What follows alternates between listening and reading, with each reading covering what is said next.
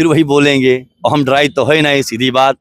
तो ये चीजें जो है जातीय जनगणना सिर्फ इन नेताओं आपका कई बयान होता है जो लोग असहमत रहते हैं आपके बयान तब भैया जैसे असहमत रहा तो कह दो कि फांसी लगाए ले ना, कौन जाए कूदी जाए। आपका एक बयान जो भी आपने जल्दी में दिया हमारे चैनल पे संविधान को लेकर, यार हम तो खड़े हुए फांसी देते हम में ना, कौन दिक्कत है।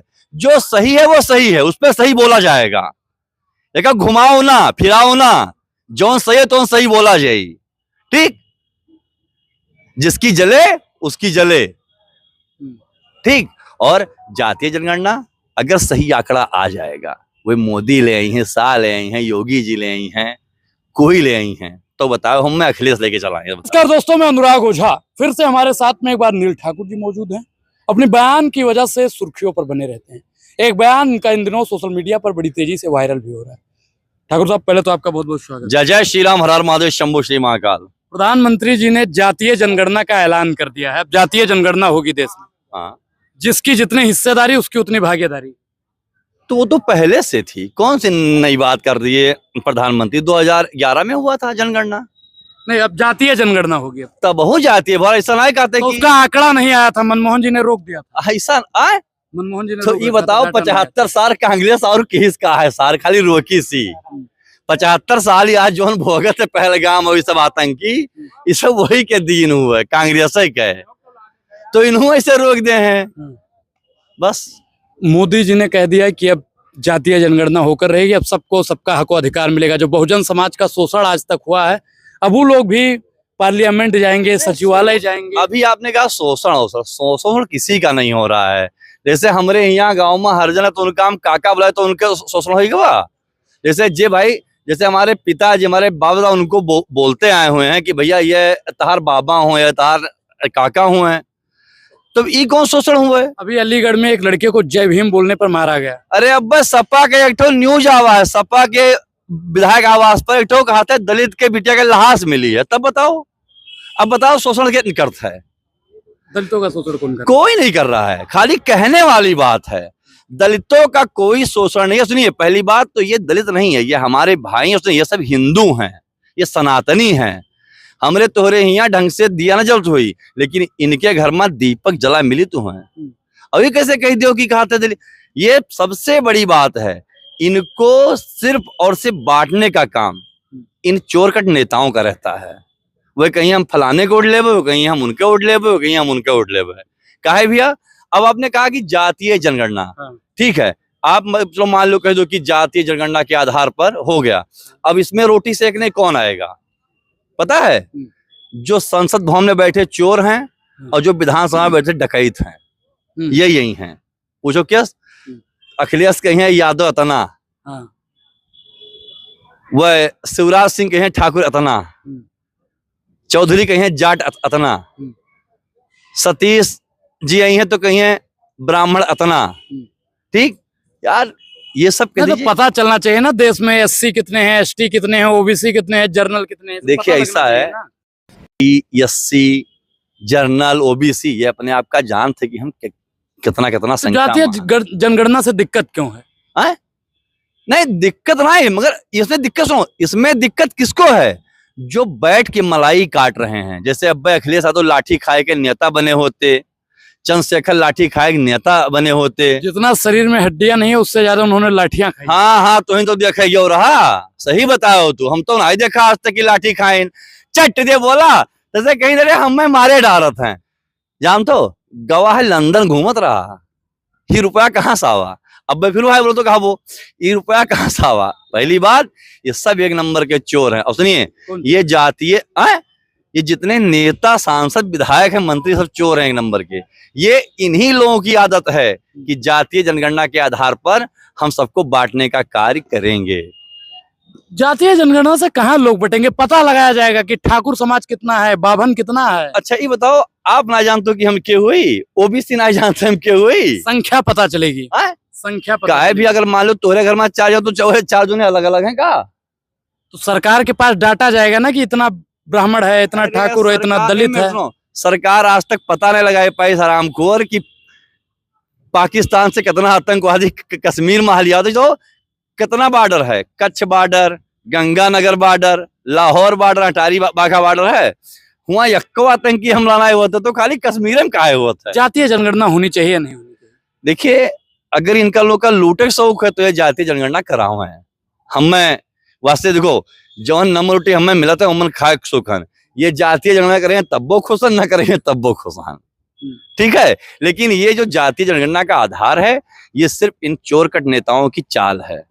ये कब वो सही आंकड़ा अगर बताए दे हैं अनुराग ओझा महोदय, मैं जनपद नहीं पूरा भारत छोड़ दूंगा, चैलेंज करता हूँ। मतलब सरकार सही आंकड़ा नहीं दिखाएगी, फिर बहुजनों को ठगा जाएगा। कौन चीज? बहुजनों को ठगा जाएगा, सही आंकड़ा नहीं अच्छा ही दिखाएगी। कीता हूं मैं। अब भाई आप कहो बहुजन इतना, जब उनके नमो बहुजन है तब वो इतना बाहुबल माँ है तो वह ठगा कहाँ गए? गजब बात है भाई। बहुजन समाज के लोग कहा करते हैं कि हमारा शोषण हो रहा है। अच्छा ही बताओ, शोषण हुआ तो 27%, 33% आरक्षण, सारी सुविधाएं सरकार उनको दे रही है। आरक्षण से दिक्कत है आपको? नहीं, काहे दिक्कत है भैया, पूछे मिनट। जैसे दिक्कत वाली बात नहीं है, लेकिन फिर वही बात दोहराऊंगा जो आपके बार बार इंटरव्यू में दोहराता हूं। जिसका बेटा डीएम हो गया, जिसके पिता एमपी हो गए, जिसका बेटा विधायक हो गया, क्या उनको आरक्षण मिलना चाहिए? बताइए आप, क्या उनको आरक्षण मिलना चाहिए? नहीं, वो तो संविधान दे रहा है ना, हम थोड़ी दे रहे हैं आरक्षण। अरे अब देखो ऐसा है, अभी फिर वही बोलेंगे और हम डराई तो है नहीं, सीधी बात। तो ये चीजें जो है जातीय जनगणना सिर्फ इन नेताओं आपका कई बयान होता है जो लोग असहमत रहते हैं आपके बयान। तब भैया जैसे असहमत रहा तो कह दो कि फांसी लगाए ले ना, कौम जाए कूदी आपका जाए। एक बयान जो भी आपने जल्दी में दिया हमारे हाँ, चैनल तो- पे संविधान को लेकर, यार हम तो खड़े होकर फांसी देते हमें ना, कौन दिक्कत है? जो सही है वो सही है, उस पर सही बोला जाएगा। देखा, घुमाओ ना फिराओ ना, जो सही है तो सही बोला जाए, ठीक। जिसकी जले उसकी जले, ठीक। और जातीय जनगणना अगर सही आंकड़ा आ जाएगा, वो मोदी ले आई हैं, शाह ले आई हैं, योगी जी ले आई हैं, कोई ले आई हैं, तो बताओ हम में अखिलेश लेके चलाएंगे? बताओ। नितिन गडकरी का बयान था कि जो करे जात की बात उसको मारो लात, जो करेगा जात की बात उसको मारेंगे लात, ये नितिन गडकरी का बयान था। और अब जातीय जनगणना सुन लीजिए, अब नितिन जी पर आ गए, इतने सरल आदमी, उनके बारे में नहीं सुनूंगा। नहीं, उन्हीं का बयान है, जिस अरे तो जो करेगा जाति की बात सुनिए, उसको सुनिए, मारेंगे सुनिए। जूते लात। आप जैसे लोग ही उनकी बात को घुमा देते हैं, फिरा देते हैं। उन्होंने कहा कि जो करेगा जात की बात। हाँ। अब पहली बात, जात शब्द कौन लेकर आया? कौन जात बनाया? अब कौन बनाया? यही नेता लोग बना, क्या बनावा? उन्होंने, उनका कहने मतलब था कि जात सदियों से हमारा शोषण हो रहा है। नहीं, सुनिए, जात उन्होंने किस पे किया? उन्होंने कहा कि जात सिर्फ सनातनी लोगों का है। तो फिर दलित कौन है? फिर अभी तुमने कहा जाति, जाहिर सी बात है जात किसकी है? हिंदुओं की है, सनातनियों की है। तो उनके शब्द को गलत ना लिया जाए। अगर उन्होंने ऐसा कहा होता कि हाँ ठकुरे का इतना ना दीन जाई, बभने का इतना ना दीन जाई, दलित का इतना ना दीन जाई, ठीक। तो ये चीजें घुमा फिरा के लाना, उठा पटक करना, ये सही नहीं है। देखिए, नितिन गडकरी जैसा ऐसा नेता, मुझे याद है 2014 की यात्रा, उनके द्वारा बनाए गए, उनके द्वारा किए गए कार्य, उनके बनाए द्वारा गए रोड, कब वो तो इन आए देखा है कि गोंडा में ये जात के हैं तो यहाँ का रोड न दिए। देखिए, जातियां सिर्फ एक हैं, सनातनी, सारे लोग सनातनी हैं, और इसको जाति का नाम देके बांटने का काम। देखिए, जाति और वर्ग, जब ये लोग कहते वर्ग में बांटिए तब आप कह सकते हैं, लेकिन उसमें जातियां सिर्फ कौन है? सनातन जाति है, सनातन और हिंदू जाति है, जिसको हम धर्म के नाम से पूछते हैं। और ये लोग जो कहते हैं जातियां, सिर्फ इन नेताओं की चाल है कि ये बांट पाए कि अखिलेश यादव के वोट मांगे, अकबरुद्दीन ओवैसी मुसलमान के वोट मांगे, मायावती दलित के वोट मांगे, ठीक। और ठगा कौन जाता है? इन्हीं को ठगने का काम ये लोग करते हैं, जिसके बारे में आप बता रहे हैं कि हाँ जातवाद गणना पढ़ना 2011 को देख ली ना, यूं अघाई गए है और यूं अघाई गई हैं।